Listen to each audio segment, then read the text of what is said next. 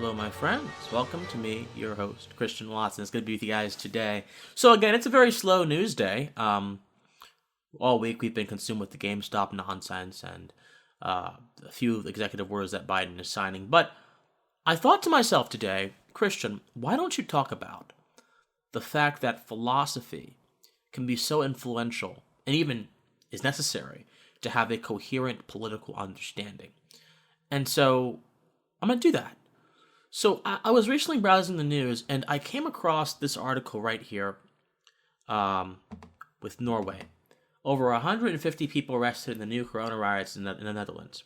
It basically says that on Monday night, people were upset in the Netherlands over a coronavirus curfew restriction, and they began rioting, they began vandalizing. Most of the people had been young folks. And there were street fights, and there was a lot of chaos. And the prime minister is saying this is criminal violence. We would treat it as that. And to the naked eye, that's what this seems like. To the naked eye, it certainly does seem like random criminal violence. To the naked eye, it certainly does seem like vandalism, and it certainly was. And the actions that happened in the Netherlands, where these people destroying things and vandalizing, are wrong on every single level. But here's where philosophy comes in.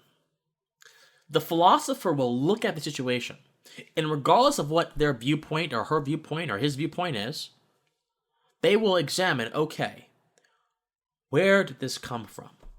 Why were they rioting? What defines rioting? What was the reason? What are the foundations?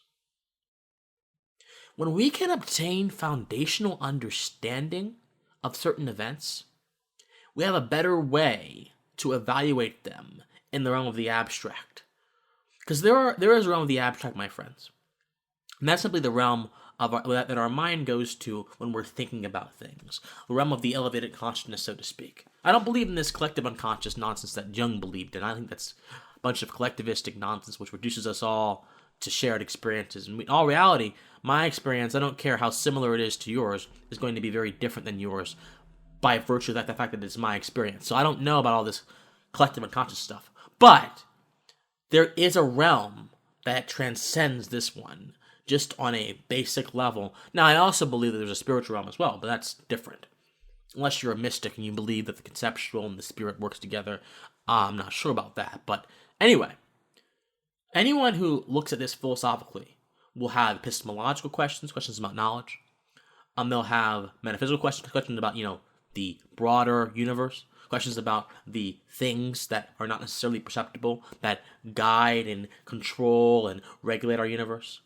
They'll have ethical questions about moral philosophy. They'll have so many questions, if they're doing it right. And they'll apply those questions to holistic understanding.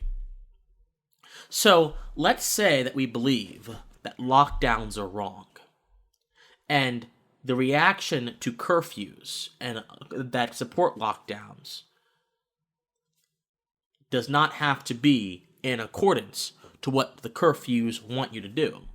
So if we believe that lockdowns are wrong because they violate individual rights, and therefore we don't have to follow them, the logical extreme of that is let's go riot and let's go break the system.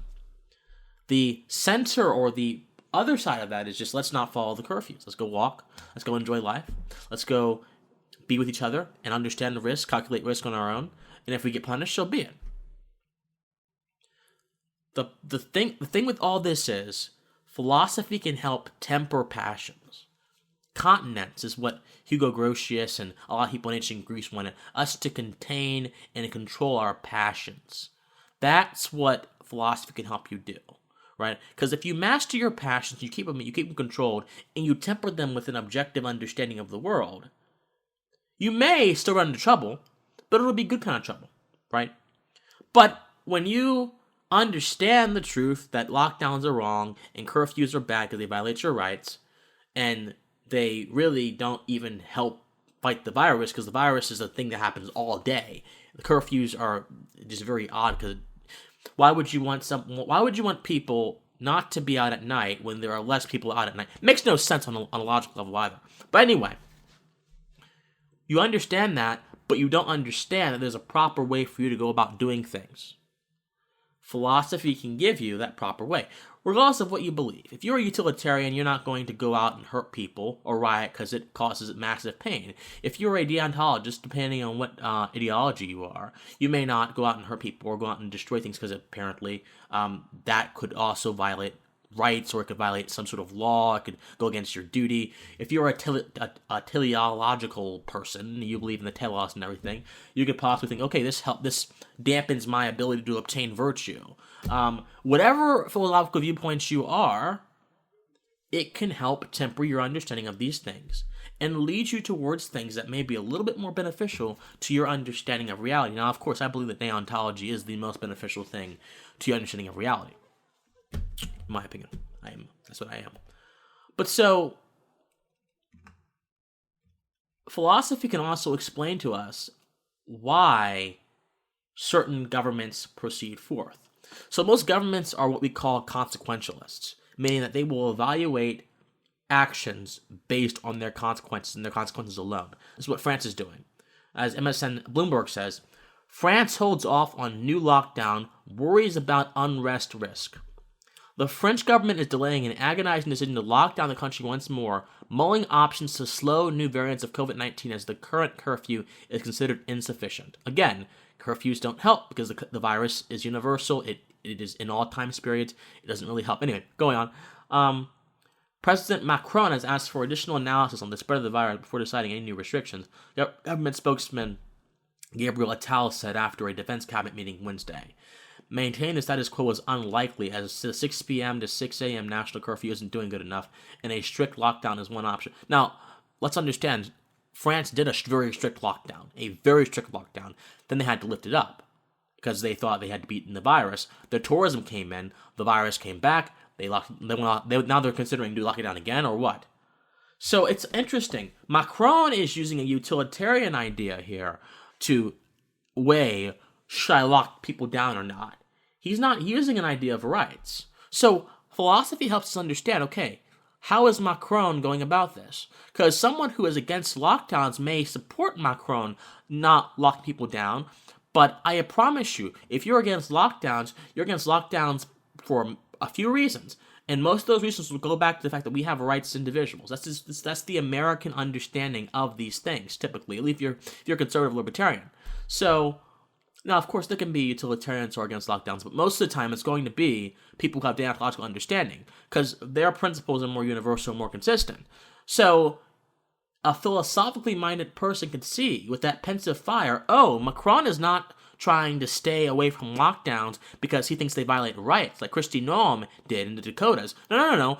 Macron is looking at numbers and coarse-grained charts, and he is reducing human beings to numbers and to coarse-grained charts as he makes his decision. So there is still a presumption in Macron's ideology that he knows what is best, and he has the legitimate authority to compel you to an understanding of what is best, rather than you know what is best for your life.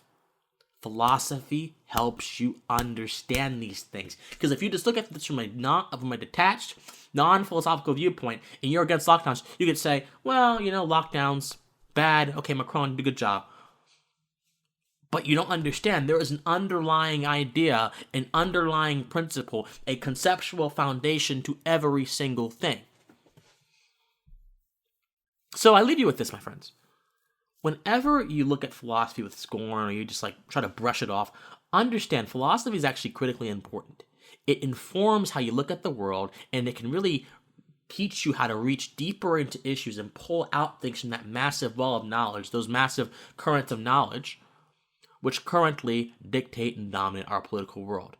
Philosophy is very important to having a sound and holistic epistemological grasp of politics.